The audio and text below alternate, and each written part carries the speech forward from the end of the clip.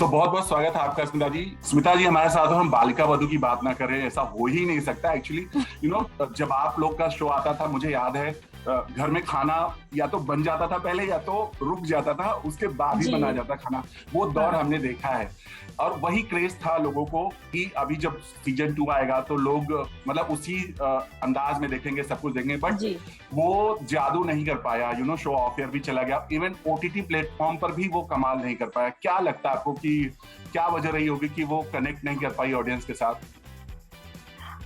Honestly आप ये सवाल मुझे नहीं पता है क्योंकि मैंने देखा नहीं है। सो आई डोंट नो कि क्या didn't work for the show. I really don't no.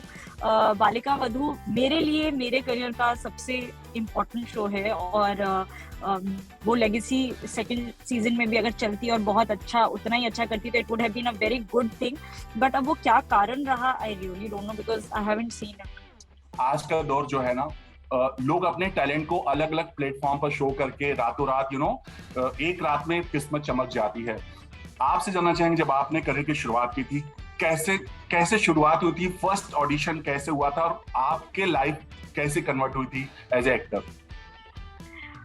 मेरा फर्स्ट ऑडिशन हुआ था बालाजी टेलीफिल्म्स में। तब बालाजी टेलीफिल्म्स का ऑफिस एकता के घर पे ही होता था, नीचे उनके गैरेज में। और वहीं पे मैंने अपना पहला ऑडिशन दिया था इतिहास के लिए। और गोगी आनंद जो उसके डायरेक्टर थे, उन्होंने खुद ऑडिशन लिया था। और जब मैं निकल के जा रही थी तो उन्होंने मुझे ऐसे कहा भी था कि फ्री हो ना 2-3 दिन में अगर शूटिंग शुरू करेंगे। तो मैंने हाँ बोला था। एंड जब मेरे पास कॉल आया कि I have been finalized for the show, तो आई वाज ओवरवेल्म बिकॉज मुझे मेरा पहला जिंदगी का पहला ऑडिशन ही था। मैंने उससे पहले ऑडिशन ही नहीं दिया था। तो मैं एकदम घबराई गई थी कि अरे हट पे शूटिंग करनी है। और मेरे लिए वो बहुत इंपॉर्टेंट इसलिए था क्योंकि मेरे डैड ने मुझसे कहा था कि तुम 3-6 महीने जाके बॉम्बे में ट्राई कर लो, अगर काम मिल गया तो रुक जाना वरना वापस आ जाना। तो अगर वो मुझे शो नहीं मिलता तो शायद मैं वापस जयपुर चली गई होती और डॉक्टर, क्योंकि इतिहास हो गया तो मेरा एक्टिंग करियर शुरू हो गया। अदरवाइज शायद मुझे वापस जाना पड़ता। तो it's a very important show of my life. But like मैंने आपसे पहले भी कहा कि वो ओवरनाइट स्टार वाली फीलिंग नहीं, क्योंकि हमारे लिए ना काम करते रहना बहुत जरूरी था उस वक्त। एक शो से दूसरा शो मिलते रहना ज्यादा जरूरी था, क्योंकि नहीं तो पापा वापस बुला लेंगे। तो यही डर से ये इम्पोर्टेंट था कि काम मिलता रहे। अब वो काम में मैं मतलब अच्छा काम, बिकॉज एक ही पापा की मेरे थी रिक्वायरमेंट कि कोई शो ऐसा नहीं करना जिसमें बाहर लोग हमें कहें कि आपकी बेटी क्या कर रही है। So that was his only requirement. तो मैं बस यही आई ऑलवेज से कि I am thankful to God कि उन्होंने मुझे सारे ऐसे किरदार दिए कि my mom dad were proud of what I was doing.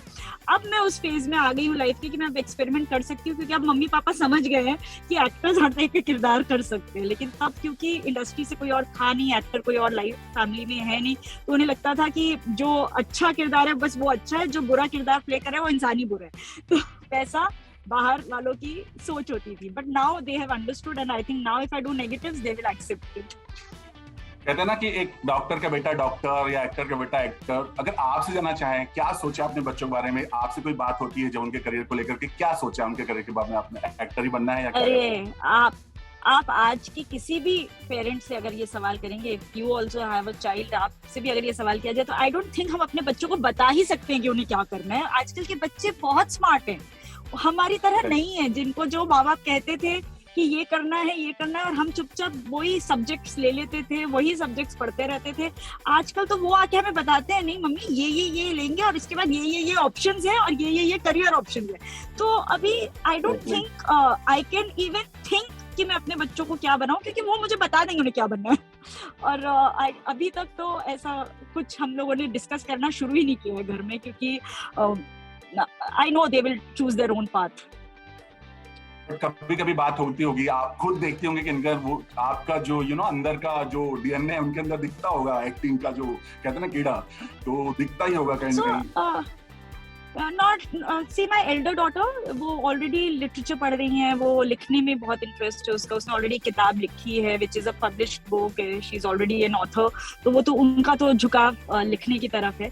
और छोटी वाली तो अभी बहुत ही छोटी है, वो तो 9 साल की है। उसको तो अभी नाचने के लिए बोल दो तो नाच लेती है, तो अभी पोएम बोले तो पोएम बोल देती है। सो राइट नाउ अगर उससे पूछो आपको क्या बनना है, तो for today it is fashion designer, कल वो इंटीरियर डेकोरेटर हो जाएगा और परसों वो एयर होस्टेस हो जाएगा। हर रोज अपडेट। हर थैंक यू रोज सो मच, आपसे अपडेट। बात करके बहुत अच्छा लगा। Thanks a lot, thank you so much. Thank you so much, thank you.